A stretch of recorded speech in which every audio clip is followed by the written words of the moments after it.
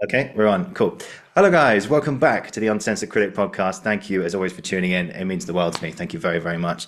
Today, we welcome along someone slightly different today, but someone with a very, very important message behind them. And that, of course, is the great Annalie Howling. Did I say your name correctly there? You did, yes. Wonderful. Yes, I do that a lot on episodes. I always start it and then I go, did I say your name right? And I think I should have done that beforehand.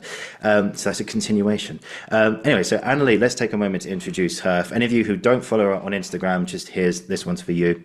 Annalie is a highly qualified performance coach who has worked with leaders in business to elite sports people to members of the armed forces.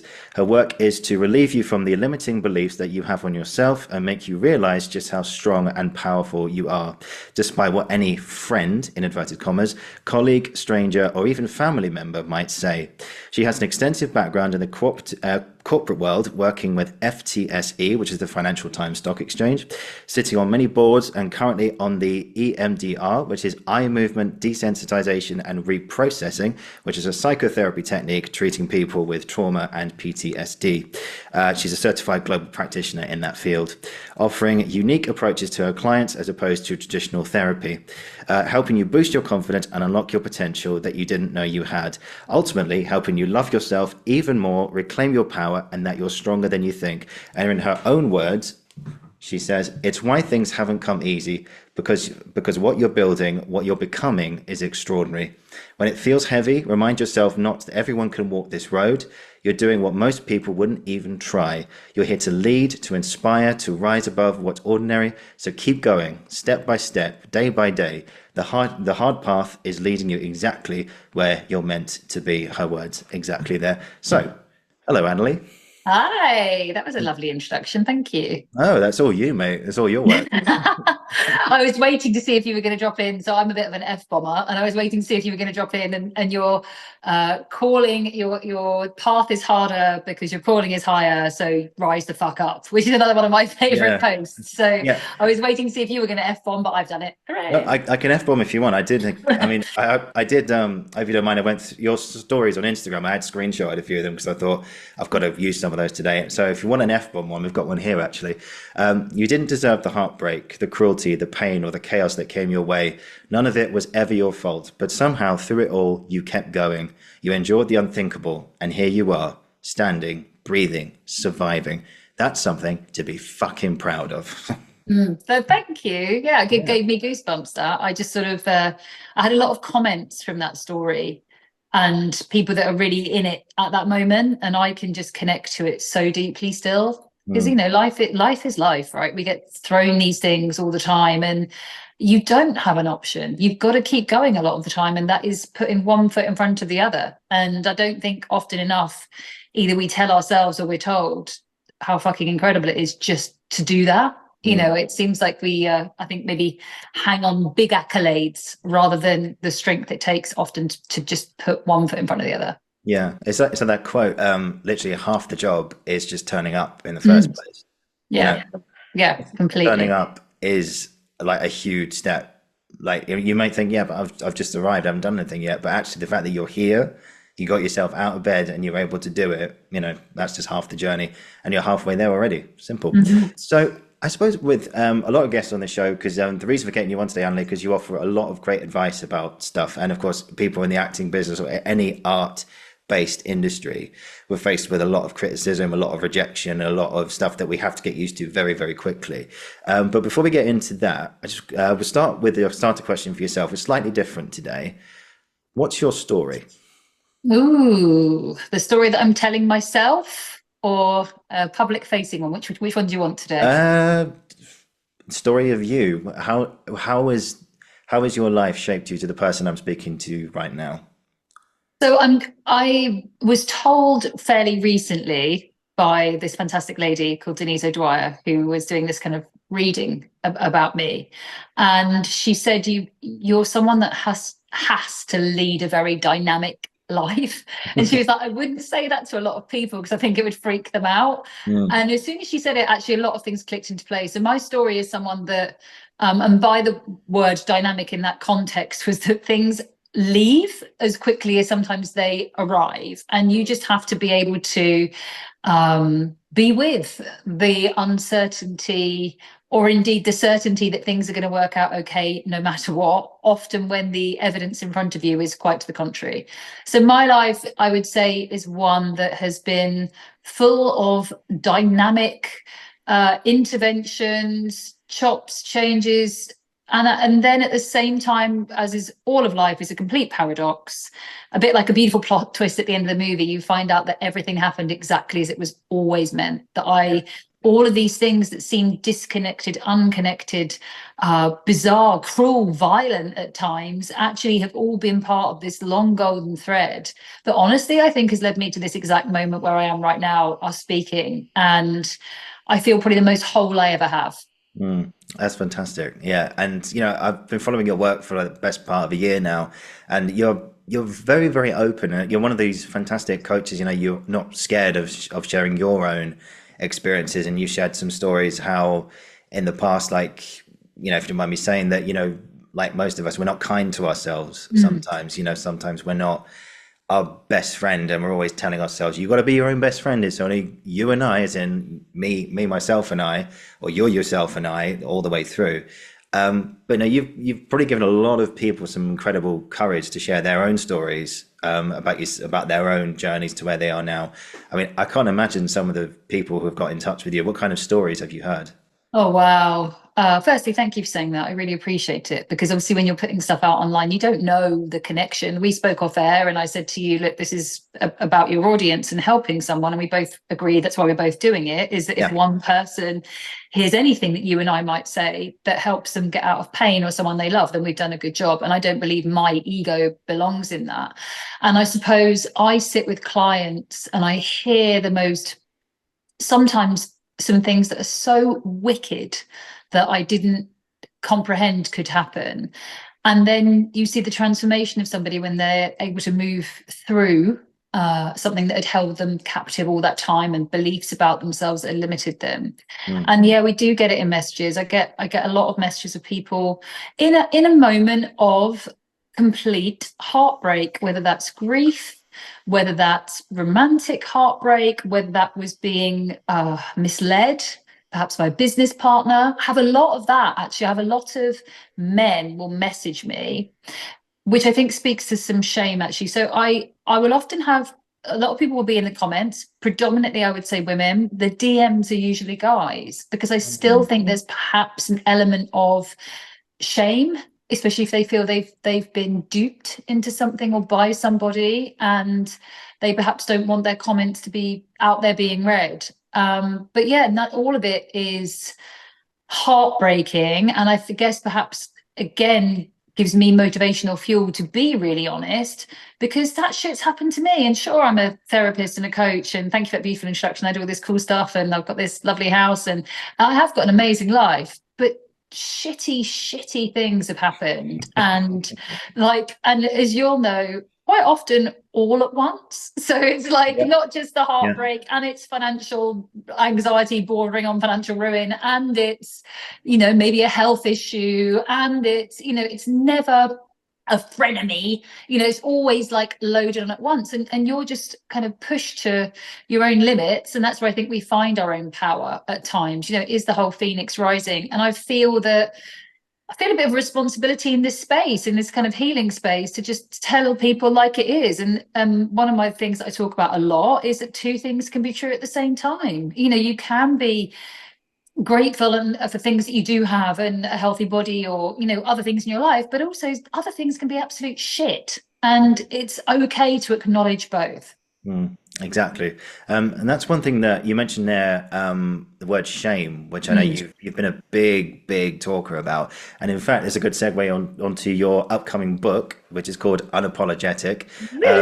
Yeah, so we look for that's not coming out till May next year. May, yeah, you can pre-order it now, and there will be it's good to pre-order, anyone listening, because there's a few things coming up that if you've got evidence to pre-order, there's some good reasons to get it pre-ordered, and a future gift to yourself. Yeah, cool. How do people? I've pre-ordered it. What should I do? Should I send you the confirmation email? You'll see. There's a couple of things. I was literally on the phone before this on a call with my agents and the publishers. We're going to be doing a few things, some events, because much like we were just sort of discussing, I have said that I really don't want to do closed events to people. I mean, some people that are friends of mine who also happen to be influencers in the space, of course, I'll give them a copy of the book. Sure. But I don't want to be inaccessible. I don't want to be like doing events where it's a closed room where real people who I believe can really be helped by my book can't get access to me or conversation or meet other people, right, and connect. So I'm trying to work out some ways of doing like some online events, which the pre-order stuff will be able to use it, where we can do exactly that, where we can come together, and by having conversations in the open about shame, we can really help each other, like with shame lowering its power and doing that in community together. That's the uprising, and that's what I'm really determined to do. I'm removing barriers to these conversations, to me, to subjects. I'm just done with it. And there's too many people are just trapped in pain and doing everything they can, God love them, on their own to try and get out of it. And you've just got industries and systems that are built on keeping you there. And enough is enough. Exactly. Enough is enough. You know, and one thing about shame, one question I had for today actually was, you've obviously seen you sort of promote the book and everything. If this is a little too much if this does give anything away, then obviously we don't feel like, just say, you can only say like a certain amount. But you've talked about how, my reading of like what you've been sort of promoting so far is that you've given shame a voice. Given it a voice. And, you know, I've never thought about shame having a voice in the way. So how much of this can you say? So how have you given shame a voice in your book? What can people expect?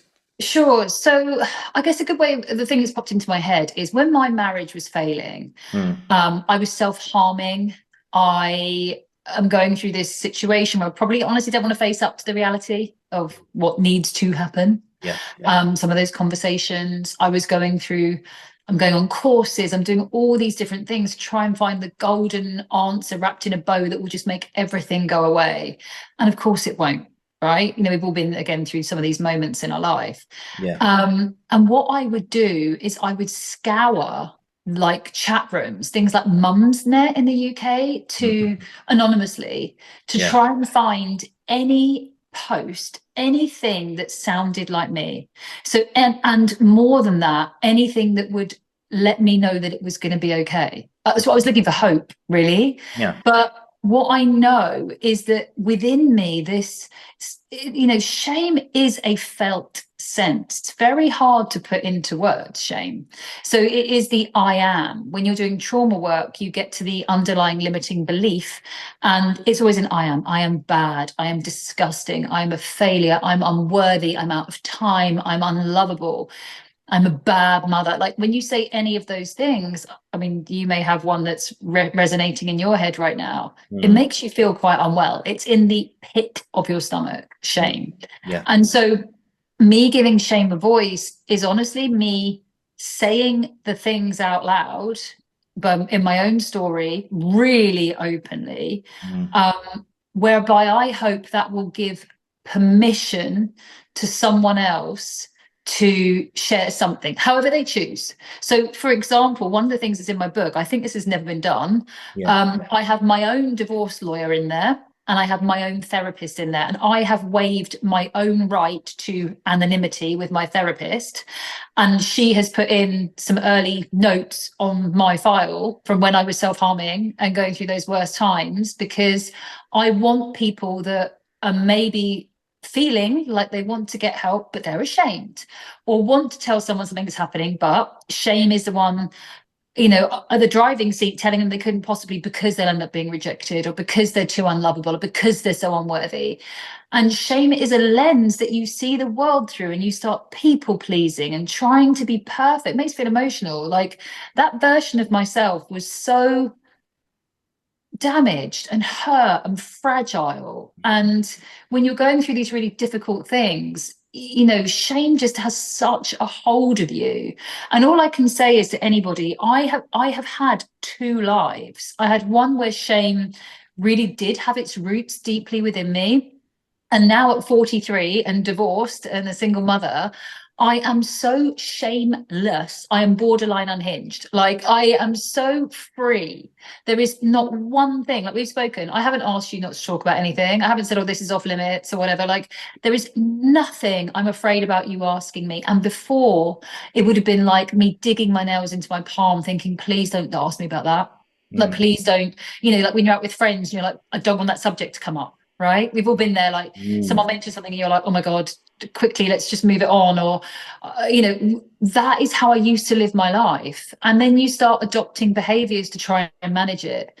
And like I say, I see my life now in two very distinct parts. And I really wanted to give shame a voice, and I've done it in my stories, like I say, so openly, really open.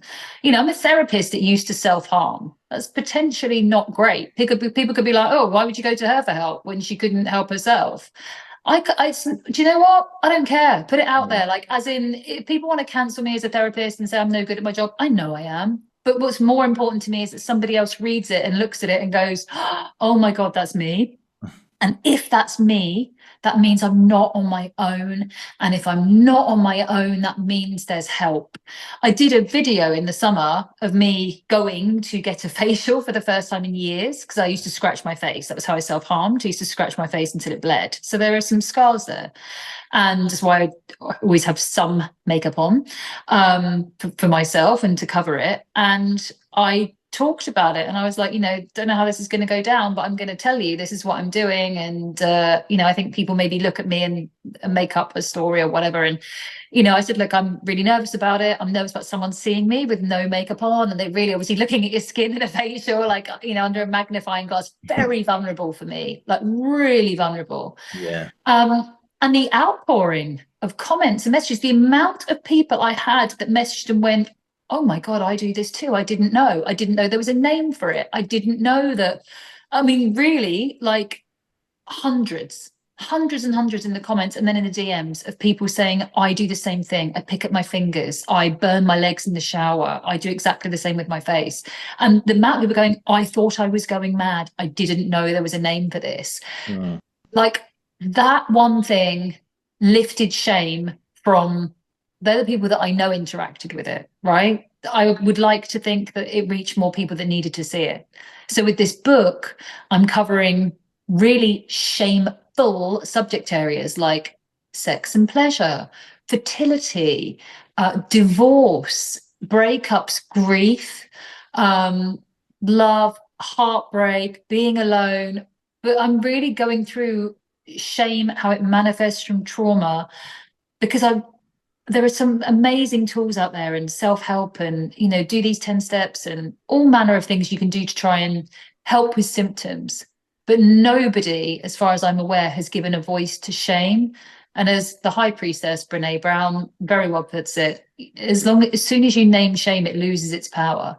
But I think we found it hard to give it that name or give it that voice until you go, oh my God, that's me. And you will read. It's not a nice read. I'm just saying that now. Like, it's a weird way to promote a book. Yeah. This is not an easy read. It's not pretty. It's not, it's really, really fucking honest. And I wanted to do that because people right now are desperately trapped in trying to be perfect and people please and mask and hide parts of themselves because they fundamentally believe they're unlovable, and that's shame. Yeah. I mean, I've never heard shame talked about like that before at all. I tell you what, one thing that really sort of jumped out at me was something I've talked about this show. It's on Netflix at the moment. I'm not sure if you've seen it. It's called Baby Reindeer. Oh, I've seen it. Yeah. Yeah, yeah. I tell you what, there's a scene, if anyone's watching it, sorry, slight spoiler, guys, just letting you know. So there's a scene in episode 6, I think it is, where Donnie has the breakdown on stage and the jokes aren't working anymore. And I think it was like a moment where you could sort of see his consciousness just going, right, no, enough of this. Enough of this bravado now. We're going to tell the truth now. And it's like one of those, you know, I've definitely had moments in my life where I've just thought, right, I've got to tell the truth now about what's going on. And he said something in that speech towards the end, which stuck with me. Like, you were talking about 2 parts of your life and stuff. I remember when I was a teenager, in the school playground, being bullied by the other kids and stuff, and thinking that I was the problem. And it's like, And now I realize I was never the problem at all. It was all to do with their ego and their lack of love in their own life, which they were taking out on other people, which, you know, is a good metaphor for bullying if anyone's going through that. And if anyone is, remember, you're the strong, they're the weak, okay? And that's it. But anyway, he said something in this thing, which he said he was talking about this Terry, this trans lady who he'd met and broken up with, and he said there was only one thing stopping me from loving her as much as I wanted to, and do you know what that one thing was? And he says it was hating myself. And he was saying, I love it, I'm addicted to it because I don't know anything else. And I remember watching that, and it was like right in the pit of my stomach, like you said earlier, just when that was me once. That was me. I genuinely thought something was wrong with me, and I didn't know what it was. And now, thankfully, as the years have gone by and looking back, there've been a lot of tears and stuff and facing stuff, which has not been pretty, but absolutely. Was it essential? Yes. Fucking yes, it really, really was. And, you know, it takes huge, and by the way, a big shout out to Richard Gadd as well for him to, like yourself, you know, broadcast this journey that he went on in his 20s. You know, if anyone's seen the show, I can recommend it. It's not an easy watch, but my God, is it something. But yeah, but I suppose then, how do you feel sort of now, you know, you look back on that first half of your life and you think to yourself, because I've had a few moments recently where I thought to myself, how did I get through that exactly? How did I do that? And the simple answer was I just went one day at a time, and then eventually it passed. But you look back and you think all the tasks that were in the way, how did you do that? Like, have you had moments like that where you look back and think, how the fuck did I do that? Yeah, definitely. And thank you. Baby Reindeer is incredible. And as you say, what I love is that his career became so interstellar when he was honest and when shame lost all of its power. You know, when he named his shame out loud in that forum, that's the video that went viral. None of his jokes. You know, I think I don't know that. I think he probably was quite successful before, but it went viral when he was being completely authentic rather than performing in some way. And I'm quite spooky. So to me, that's the universe going, that's your wink, that's your nudge going, that's the path for you. Well done. Like, don't be trapped by this anymore. And the same for me, the most, you know, sort of videos or the book deal even, you know, coming to me from me turning up and being honest. I loved what you said about bullying as well. You're right. And if anyone is going through that in any way, it's because someone recognizes that you've got so much and they want to take that from you. That they see that they moth to a flame, they're trying to take something of yours for themselves to fill a void in them. But it doesn't make it okay. But yes, so that you don't feel unworthy if anyone's listening. So yeah, absolutely. There's been, you know, I'm a single mum, and there's been lockdowns, and there's been businesses going through difficulties, and then there's been lawyers and divorces, and, you know, sometimes truly I've been stood outside my garden, I'm nodding to the left, begging, like, please, will someone cut me a break?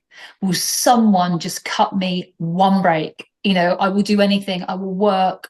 I've got a good work ethic. I'll do anything you throw at me. Will someone please just cut me a break?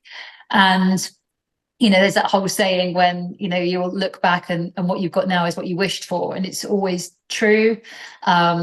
But to your point, there are some days you just got to strip the engine back and go, right, okay, I'm on my knees here, but there are some things I have to do for me, look after my daughter, you know. And so what are the absolute must do's today? And everything else can go in the parking lot, as I call it, and we get back to that another day. And quite often my mind and my energy level is maybe reset a bit differently. You know, we can shift our own mind. Like, your workload doesn't change maybe, or the demands on you, but sometimes your perspective can. And the way that I've learned to do that is by, you know, saying no to things that are going to take me away or take my energy away from the things that are truly must do's and really important in that moment. And I just think that through the book writing process as well, there were a couple of things, and I can say this as a trauma therapist, there are a couple of moments. It's funny, I don't know why I'm laughing, but I've been asked by quite a few people lately, did I write it? And I'm like, what? Of course I wrote it. It's my book, mate. Yeah, but actually people assume that I've had a ghostwriter, or I don't know. I was like, what? So I guess maybe that's a thing. But yes, I did. The answer is yes, I did write it. And to the level that I wrote it, that during writing this, there was something that came up that I had completely repressed, totally repressed, mega trauma of my own experience. And so I had to go through the writing of that. I'm just really resonating with what you said about kind of going back and looking at past versions of yourself. I had to go back to that time, heal that, acknowledge it. Like I said, totally forgotten it, like totally forgotten it. And it was big.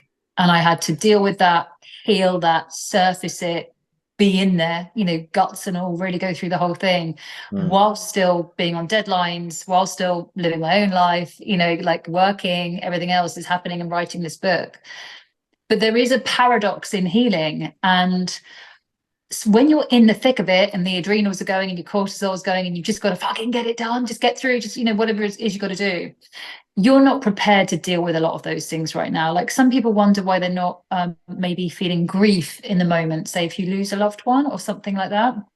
And then it might hit you like a ton of bricks 18 months later. And often it's because your system, in again, such a paradoxical but kind of beautiful way, is giving you a little nudge and a compliment, and you're like, why the fuck is this happening now? Like, it's been all this time. Like, why now? Like, why did I get reminded of an event 5 years ago now? I'm coming out of the really tough stuff, you know, I'm rising, and it's because I can deal with it now. There is no way on earth I could have dealt with that at the time. So my clever brain and system sort of popped it away in its back pocket, and then I got presented with it at a point that I'm strong enough to deal with it, unpack it, be with it, process it appropriately, and be able to integrate that. I don't believe we get past, I believe we get through. So to integrate that into who I am now and move forward with it. But yeah, it's a constant kind of push-pull, as you know. Yeah, no, absolutely. You know, funny enough, you know, going back to the bullying example, just the aftermath of that hit me sort of like, and that was probably 8, 9, probably even 10 years ago.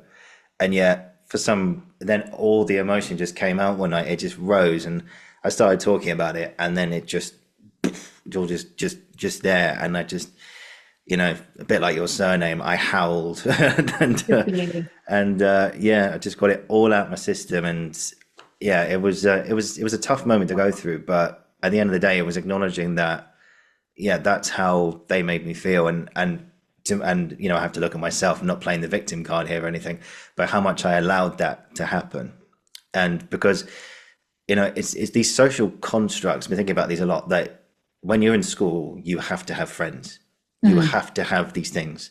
You have to have, and then when you leave school, you go into life and you've got to have a lot of friends. You've got to have a stable job. You've got to move out by this age. You've got to have a partner. You've got to have kids. You've got to have all these things at a certain age, right?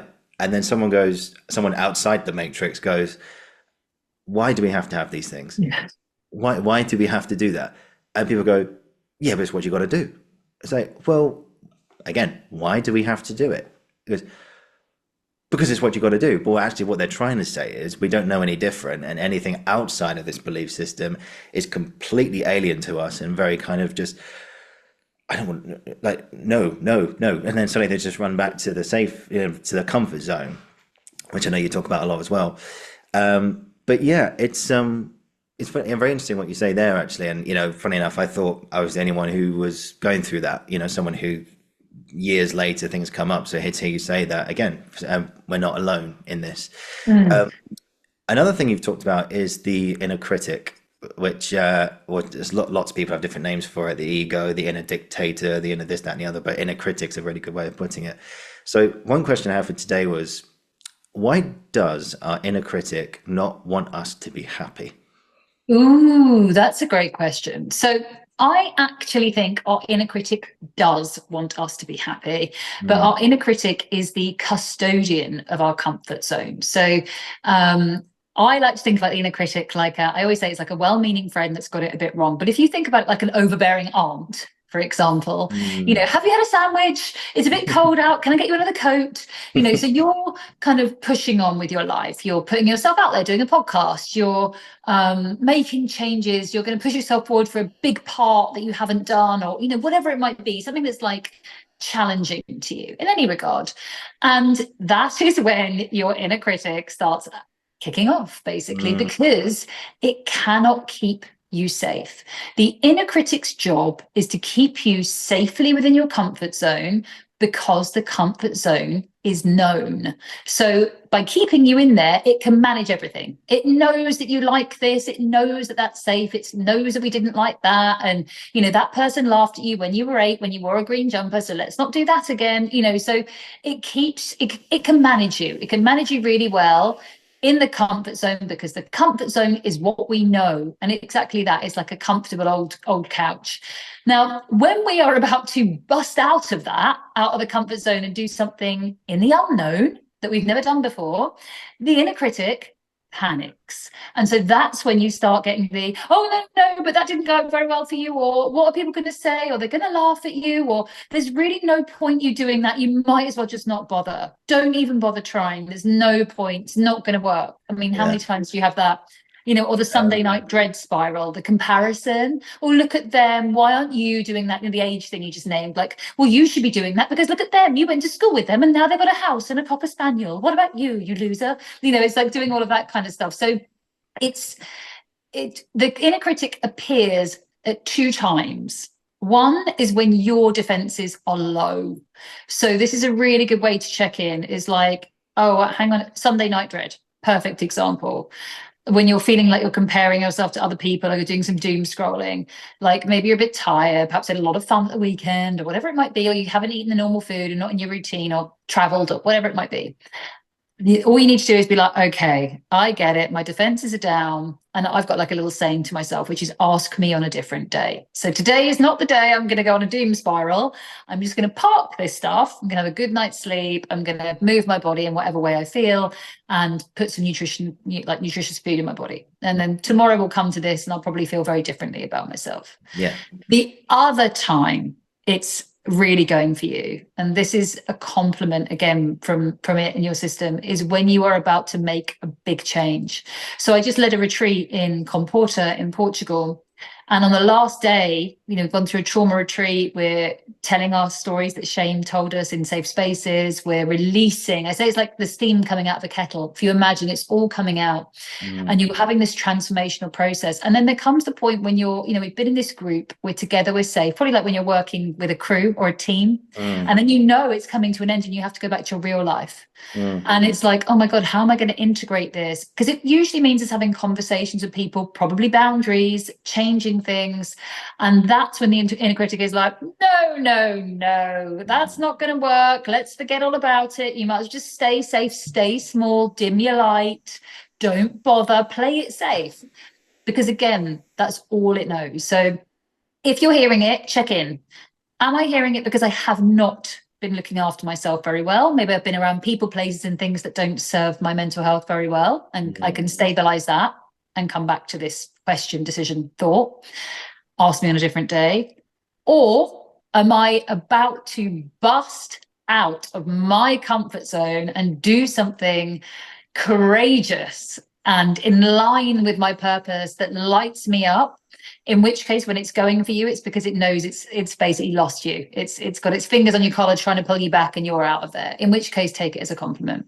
Yeah, it's like I got an image there of say like you like if we were talking about yourself, like you're in a critic. I mean, did it ever tell you at one point you can't write a book, or you can't do this, or you can't? Oh my God! Yeah, I mean, thankfully I've got quite a good handle on. I'll tell you what has helped me, because I'm a big fan of trying to say things that will help people, and they can use anything from here as tangible and as tools. Yeah, I've got really, really good, and it's taken me a long time, at saying when I don't understand something or know something and asking for help.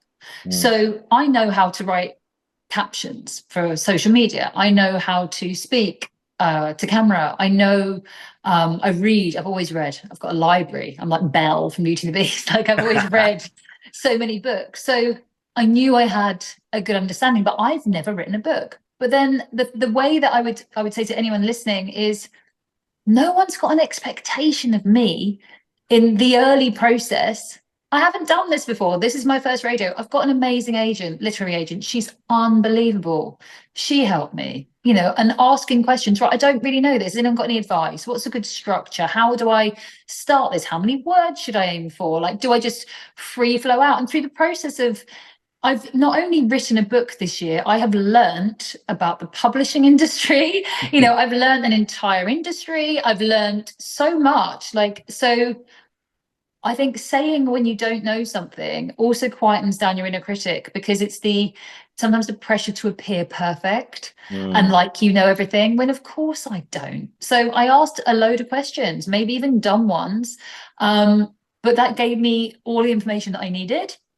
And then I just kind of went for it, and I learned, maybe, I don't know if this is similar with like researching roles or how you get ready for roles and things like that. Yeah. But I was told that you should not try and write and edit at the same time. You just have to write, so just go for it. So if you've got ideas in your mind, if you're feeling creative, just flow. Don't basically go back and edit it. Just flow.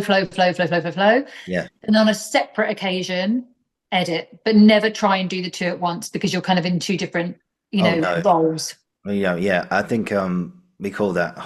There's a name for it. It's basically saying like spiritual writing or free writing or just continuous writing. Let's call it continuous writing for now.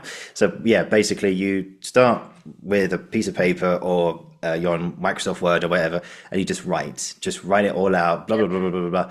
I remember speaking to someone who wrote a play this last year and we put it on this year, and she she called the first draft a vomit draft. And it's absolutely true. You just get it all out on paper. You think you've got a structure here, but it's all there. And then from like this canvas, you literally just then you can edit. Like then you can piece things together and add things in and stuff. Because it's true what they say. Writing is actually rewriting. You're constantly changing things all the time. Excuse me. But I'm writing a play myself at the moment, and that, which is a sentence I never ever thought I'd say. I never thought I could write like plays and stuff, but I feel like I think I'm nearly there. I've sent it off to a few people, give me some nice feedback and stuff, so I think we're nearly there, but more to follow on that in the future. Congratulations. Thank you, it's very kind of you. So I've listened to like some of your other stuff and everything, other podcasts that you've done. I can't remember the names of the guys who you're on with, sorry guys if you're listening. Let's see, so stigma, social media, so I got so many things down here, which this is probably a good one here. It's in block capital letters when I typed it out. So self-compassion is key to growth and letting go. So it's also the only cure for shame. So you can, everyone listening, life hack, spoiler alert, you can get rid of shame completely. I mean, it's in my book. That's a great way to get rid of it, genuinely. And I can stand by that. I know it is an incredible way to get rid of shame.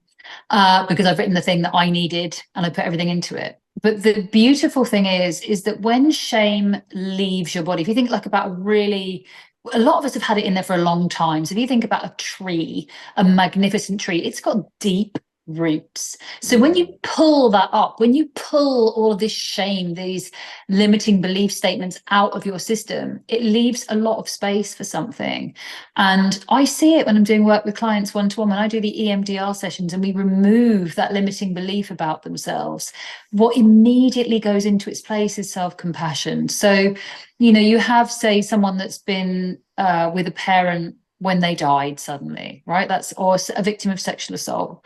And their limiting belief might be, I'm helpless, I'm terrified, I am unworthy, I'm incapable. Those are some of the beliefs that people have, and often for most of their lives. We're talking like often 10, 20, 30, 40 years in the system, and you live your life believing that about yourself. Now, when that is removed, that belief, I always say to my clients, I can't change what happened. I wish I could, but what I can change is what you believe about yourself. That gets pulled out. Like, imagine, like I say, these deep, deep roots gets pulled out. And then immediately people just go, I was only a child, or there was nothing else I could have done. Or, I mean, instantly people say that. you know, I see their face change. I should do anti-aging. I see people literally just, their whole face changes, and they're like, there was nothing else I could have done. It wasn't my fault. You know, that there was, all of a sudden you get this complete, I am enough, I am worthy.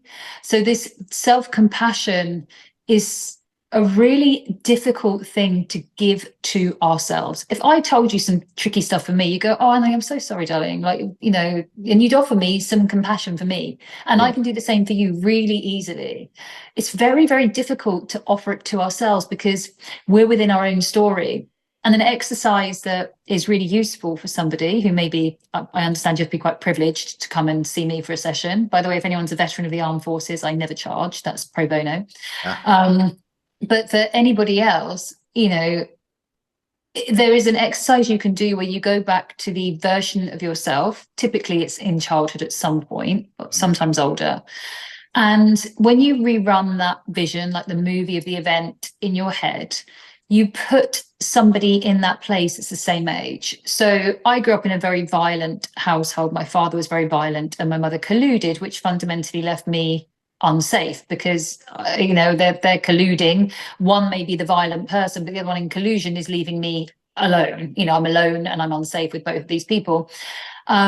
And there was an instant when my father punched me in the face in a restaurant on holiday when I was younger than my daughter is now. And honestly, I see your face, you look shocked.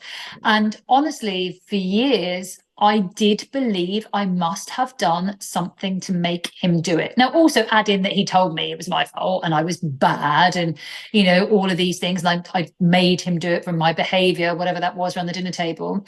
And when we got back to the apartment, my mother hadn't come out for dinner. They looked to each other and sort of, I could see, you know, I'm there with blood all over my t-shirt. And they looked to me and they were like, well, you did say you'd never had a nosebleed before. A bit like, well, you did say you wanted a puppy.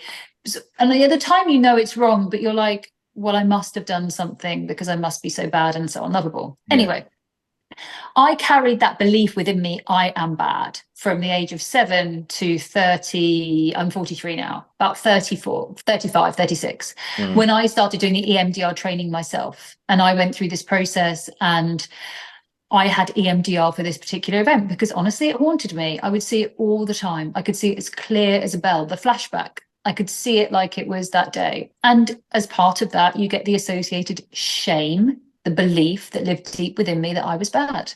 So you choose relationships, you choose or you don't choose challenges and jobs based on that, because fundamentally someone's going to find out that I'm bad or unlovable. And what choices do you make in your life when you believe that about yourself? And one of the exercises that I was offered is that you put someone in that scene and you replay it. And I put my daughter in that scene and replayed it. And immediately there is nothing that girl could say or do that would warrant that reaction. You know, there is, and I keep a picture of her in my office from, she's 8.5 now, but I keep a picture of her when she was 7 in my office, because when I have clients in and they're telling me a story about when they were assaulted, when someone was cruel to them, bullying, an accident, an injury, whatever it may be. And I'm like, have a look at that girl and put her in that picture and you tell me if they deserved it or they did anything to warrant that. And again, sexual assault, I should have trigger warning this, apologies, maybe we'll put that in the show notes. I've talked about it a few times, but yeah, sure. Victims of sexual assault, I always say to them, please put your best friend in this scenario in your mind and you tell me if they did or did not do anything they should have done to be in this situation. Like oftentimes people feel it's a grey area because typically you somehow know the perpetrator. Unfortunately, there's usually some kind of link, and therefore there can be the fawn trauma response can kick in, which is very confusing. And then also there's this sense of you know, oh, but I'd shared a drink earlier that evening, or we'd had a kiss previously, or they were so-and-so's cousin's friend and we'd all been on a group night out or something like that. And it's like, no, you put your best friend in that situation. You tell me if they were up for it or deserved it.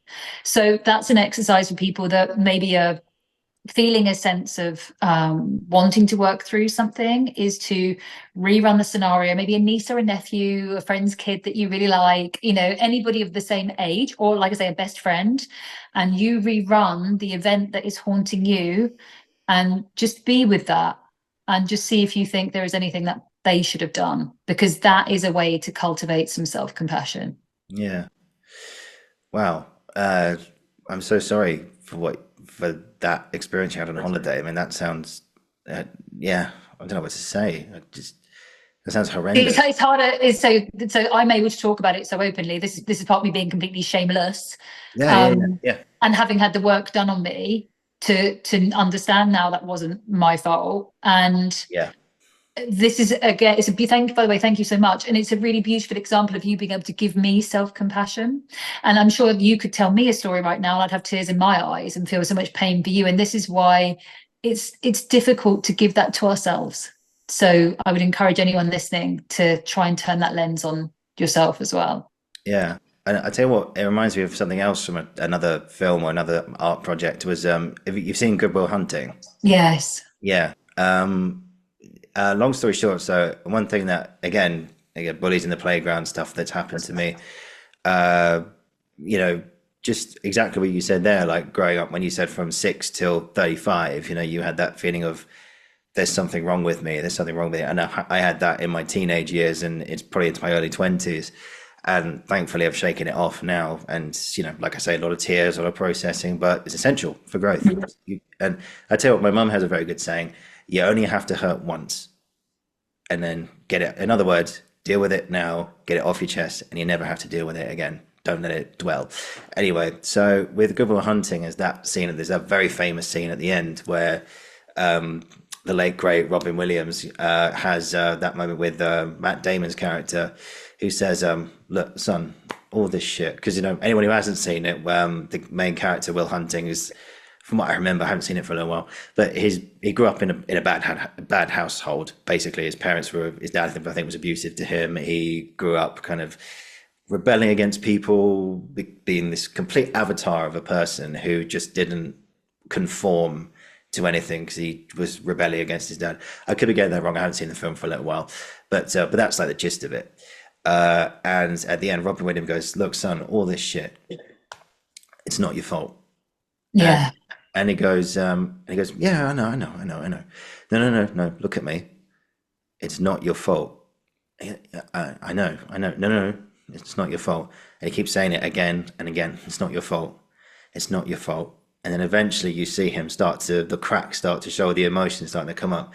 And he goes, "Don't fuck with me." And he goes, and then it's that brilliant moment actually where he kind of not shoves him, but kind of just initially pushes him away. Like, "No, don't fuck with me. Don't do this to me, not you." And he goes, "It's not your fault.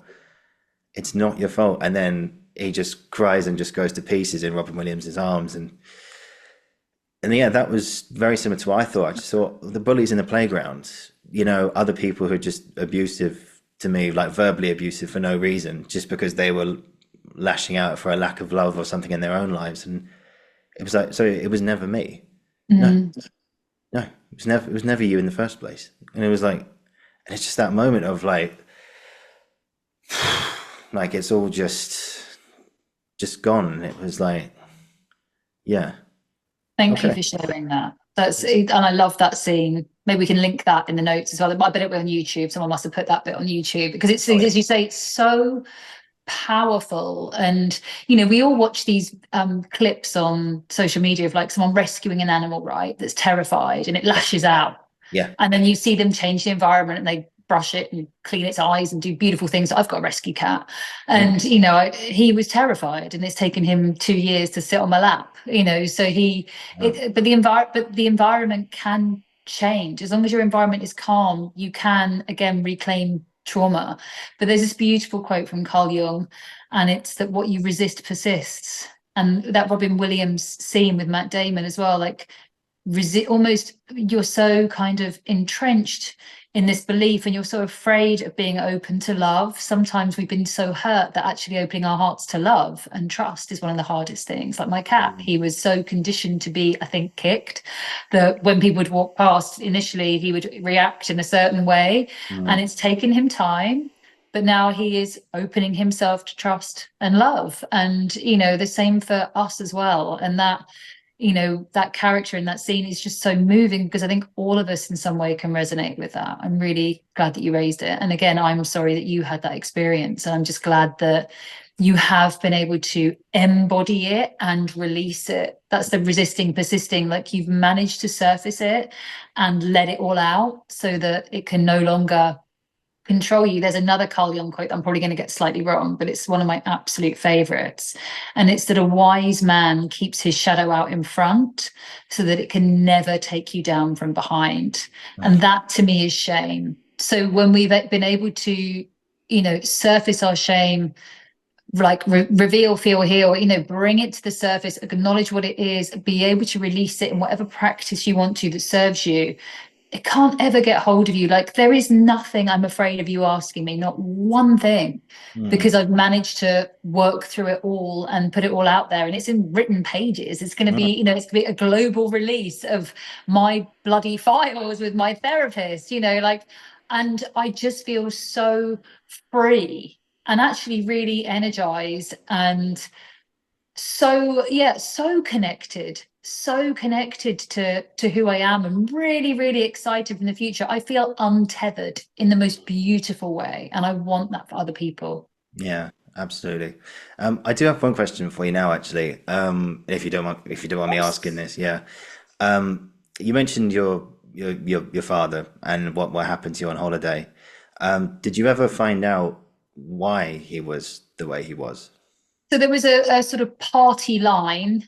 You know, you asked me at the very beginning, what's your story? And I'm like the one that I tell myself, or do you want another story? And Yeah. I think quite often people will be in a story. So what he would say was that he grew up in a violent household, and effectively it was almost like a rite of passage. But I've never laid a finger on my child, is what I would say. So, you know, I can hold space for there maybe being difficulties within his own family system, but becoming a parent myself, I'm no contact with my parents, because having become a parent myself, my job, I believe, is to keep my daughter safe, especially while she's young. And for me, that is an unsafe environment, not least because the communication around it or lack of responsibility or accountability has never been discussed. And we all make mistakes. We all do things that, you know, we get tired, and, you know, life is sometimes tough. But as I say, I have never done that to my child, and it's my job to keep her safe. So that's how I choose to continue my life. Not wishing any bad vibes anywhere, but that's just how I choose to keep my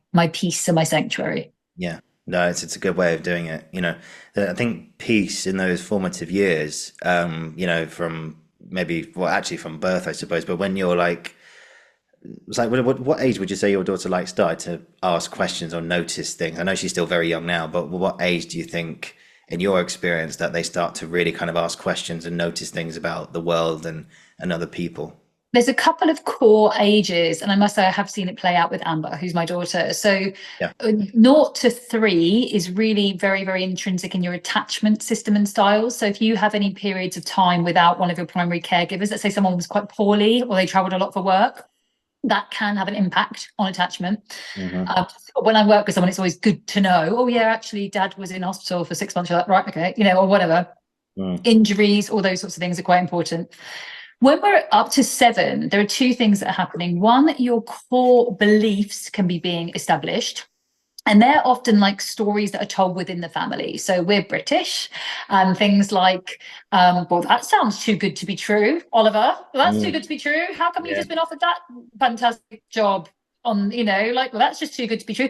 Good things don't come easily, Oliver. Money doesn't grow on trees. You know, how many of those you know, you tell someone some good news and it's like often met with a little bit of negativity, shall we say, because people are like, well, I don't want you to be hurt. I don't want you to be hurt. I don't want you to be, you know, your feelings to be hurt. So it's better to sort of temper it with these kind of very British idioms and things like that. But we do take it on, you know, being a good girl, all those sorts of things. So what happens with those ones is that you grow up like you and I, and then something comes in that is too good to be true, like a book deal or a relationship or something like that. And then we start to sabotage it because it's going to go wrong anyway. So I might as well be the one to fuck it up. this lovely partner that I found that is too good to be true. So that's obviously going to be terrible at some point, and clearly they're going to leave me. So I might as well reply to a message from my ex that I haven't spoken to in 2 years, I'm really not interested in, but because it's going to go to shit anyway, I might as well do that and like basically jump up and down on the big self-sabotage button, because I'm feeling a little bit wobbly right now in this new situation. So that's me giving kind of an overview of that and giving some sort of funny examples, but that's how that can work. So it's really worth people looking into stories or beliefs from family of origin, because that does end up playing out quite often when we're older, and that's up till about the age of 7. The other thing that happens at 7 is you become emotionally autonomous from your caregivers. So before Amber was 7, let's just say I'm making stuff up, let's just say I was panicking about something and I was worried and we were lost, just make up a story. She would be having the exact same emotional experience as me. She doesn't see me as herself as separate to me emotionally. So if I'm scared or panicking, she would feel the same. But after 7, you start having your own emotional autonomy. So she can have her own emotional experience. Now, good and bad, if I'm someone that's very highly anxious and things like that, she can be calm. But if she's had some things happen to her and I could be perfectly calm, she could be having her own experience at that age and moving forward. So, and you do, and things like, you mentioned bullies in the playground and friendship stuff. And, as a parent, you watch for all of these kind of things and your heart breaks in different ways when, certain things may happen. And yeah, I think that you start seeing some of those things emerging. But definitely with her, I try very hard. She will end up in a therapist's chair at some point saying that her mother messed her up, and that's me. And I'm trying my best. I'm trying my best. There'll be a day that, I got it a bit wrong or whatever. But yeah, I really do try with my language with her around things like that. I don't do too good to be true, or, I just try and validate her for kind of who she is, and celebrate her sass as well. I think you've got sometimes in life, the world can be there to tell you all the things you can't do, and I try and be there, temper it, but I try and be there encouraging her for all the things she wants to and can do. Yeah, well, it sounds like she's got a great mum, so she's got nothing to worry about. So, guys, Annalie, I've got so many more things left for you, but unfortunately we are pushed for time because I know you've got other things to get on to.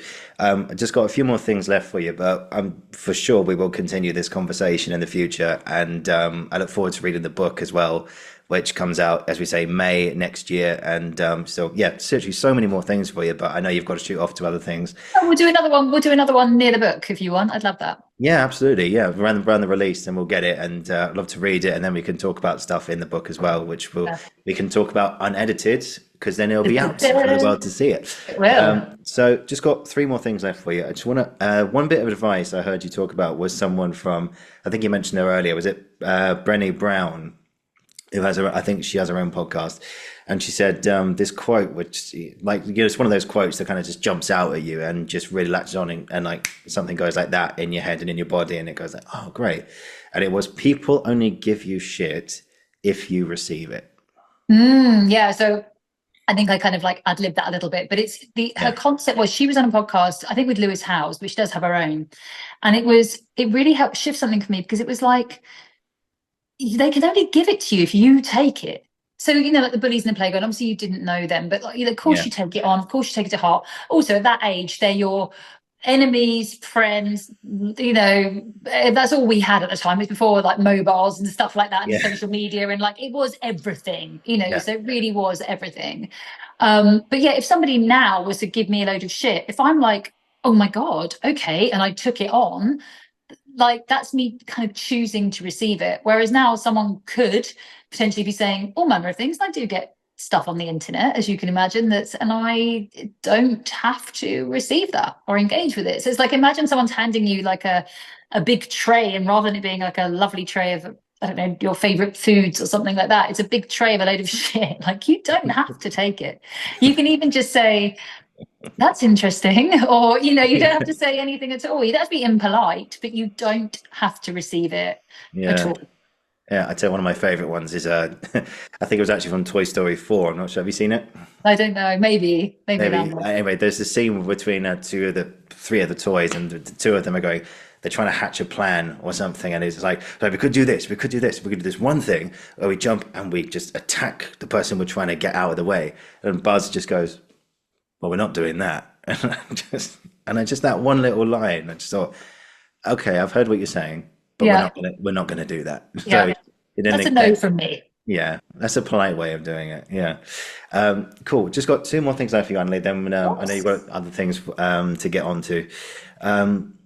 So at this point, so the final two questions really, again, going back to the acting stuff, is about like a bit of advice that people wish they heard at the beginning of their careers, where any of their careers could have started in their teenage years, the 20s, stuff like that. But I suppose slightly differently for yourself. You mentioned there, again, going back from 6 till 35, that you managed to shake off this feeling of shame that you had in yourself. But if and you've got, you mentioned the picture of your daughter in your office and everything. But so if you were to turn around in your lovely house, by the way, if you were to turn around and there's 6-year-old Annalie there, and she's only got like time, you've only got time just to say one thing to her, what would you say? It will be okay. It'll be okay. It'll be okay. Yeah. Everything has a way of finding it out. Yeah. Well, just even that you'll be okay. Because I felt I would have felt so unsafe and misunderstood, and that I was somewhere I shouldn't be and didn't belong. And also you only have that, you only have that as your benchmark, right? Like, this is the life that you've started in, which is very different to where I am now. And, you have maybe this inner sense that something will be different and more you, but of course, you can't meet your own needs at that age. And I just knew I had this overwhelming feeling that what was happening wasn't right. But of course, I had no autonomy at that stage. But again, when you look back at the golden thread, everything, every decision, every special people that are put on the earth, there are, I do believe, angels put on this earth sometimes to guide you, and a kind teacher, a nice person, a good neighbor, 100%. a kind grandparent. There are people that pop in when you need it to nudge you along your path. So it will be okay. It's very simple. It's going to be all right. You're going to be okay. Yeah. It's going to be fine. Just trust the process, and it's all going to be good. And finally today, what would you say is an experience or experiences you've had in your life, career, that you'll never, ever forget? Oh, that's a lovely question. I think there's been so many. At the moment, I think I'm so into the book that I want to sort of say that, I manifested, or I hoped to work in a team. So the people that I work with in my team for the book, I just have the most amazing group of people around me. And it's been actually very, not validating for me or my ego. People really get it. Like, they really get it, and they really see how this is going to help other people. And, you start a little social media channel, like, you've started your podcast and you start speaking to nobody. Right. You're doing it, you're putting stuff out to no one, hoping for the best. Yeah. And then, like, just hoping for the best. Yeah. And then you get to a place where people have seen what you're doing, and they want to put your voice somewhere else. And then you're getting to a place where I am now, where I can see that it's going to get into the hands of people. And I know it's going to change people's lives. And it's, that to me it was really beautiful, and I feel very grateful that I've got this group and team and opportunity. So I would say that the book is an absolute dream come true. For sure. And once again, guys, the book Unapologetic is out in May next year. Go get your pre-orders in now. And I think we said earlier about how people who do pre-order can expect a little thank you from yourself as well.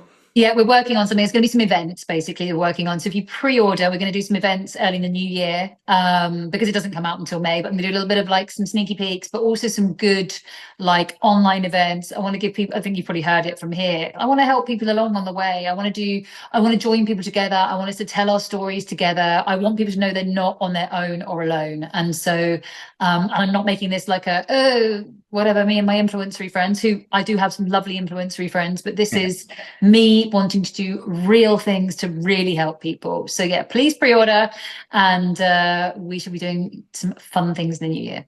Yeah, I look forward to it. But unfortunately, we have to end there, but because I've got other things to get on to. But Annalie, thank you so much. This has been honestly one of the most profound episodes I've done. And I've talked about stuff which I never thought I'd ever talk about on here. So, and you've helped to create a really safe space and really helped me feel comfortable sharing that. And of course, you sharing your own experiences as well. Yeah, it's been an absolute joy and a real heartfelt privilege to speak to you today. And I've still got so many more things left for you, but we'll continue this conversation when the book is out and we're hearing your wise words and everything in between. If you just hang on, I'll finish the recording. We'll have a tiny little debrief, and then I'll let you go. But yeah, wow, fantastic chat. That was something else. That was brilliant. Guys, thank you for watching. Thank you for listening. This has been the Uncensored Critic podcast, and I'll be back very, very soon. And wow, Annalie Howling, thank you. Thank you.